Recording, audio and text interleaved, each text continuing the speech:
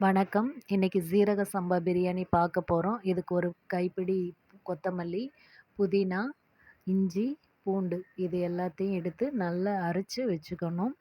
அதுக்கப்புறம் ஒரு 3 வெங்காயம் கட் பண்ணி வச்சிருக்கேன். தேவையான பட்டை, கிராம்பு, ஏலக்காய், அன்னாச்சி பூ எல்லாத்துலேயும் 2, 2 எடுத்து வச்சிருக்கேன்.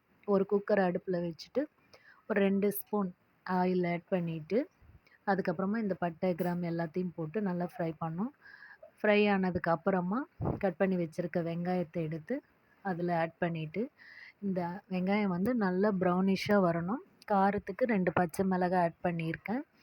இது நல்லா ப்ரௌன் கலர் வந்ததுக்கப்புறமா வெறும் மிளகாத்தூள் ஒரு 2 ஸ்பூன் காரத்துக்கு தகுந்த மாதிரி ஆட் பண்ணிக்கலாம்.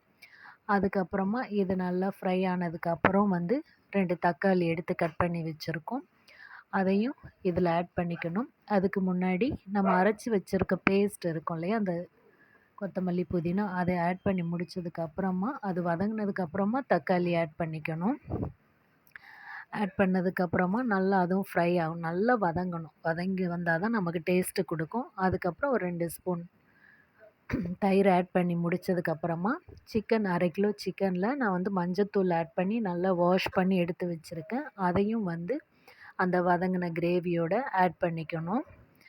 ஆட் பண்ணிவிட்டு ஒரு 2 மினிட்ஸ் சிம்மில் வச்சுட்டு லைட்டாக ஃப்ரை நல்லா வதங்கினதுக்கப்புறம் 2 டம்ளர் தண்ணி ஆட் பண்ணிவிட்டு ஒரு 3 விசில் விட்டு எடுத்துக்கணும். அப்போ தான் சிக்கன் நல்லா வெந்து வரும். அதுக்கப்புறம் ஓப்பன் பண்ணிவிட்டு குக்கரை அப்புறம் ரைஸ் ஆட் பண்ணிக்கணும். நான் 1/2 கிலோ சிக்கனுக்கு 1/2 கிலோ ரைஸ் போட்டிருக்கேன். இதை நல்லா ஆட் பண்ணிவிட்டு ஒரு சின்ன அரை லெமன் கட் பண்ணி ஆட் பண்ணிக்கலாம்.